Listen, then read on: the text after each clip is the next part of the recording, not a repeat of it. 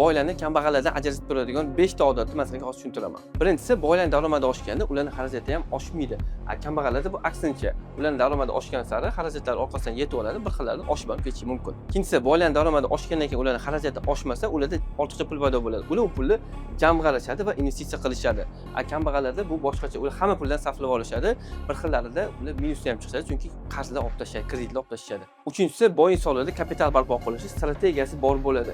Ular uzoq bo'lsa ham, lekin ishonchli usullar orqali pullarni ko'paytirib kapital barpo qilishadi. Bular misol uchun aksiyalarga, ko'chmas mulkka investitsiya qilish bo'lishi mumkin.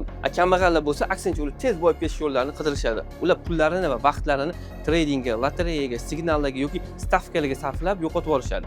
To'rtinchisi, boy odamlar hech qachon vaqtlarini pulga sotishmaydi. Ular doimo o'zlarining ekspertizalarini oshirib borishadi va xizmatlari narxini qimmatlashtirib borishadi.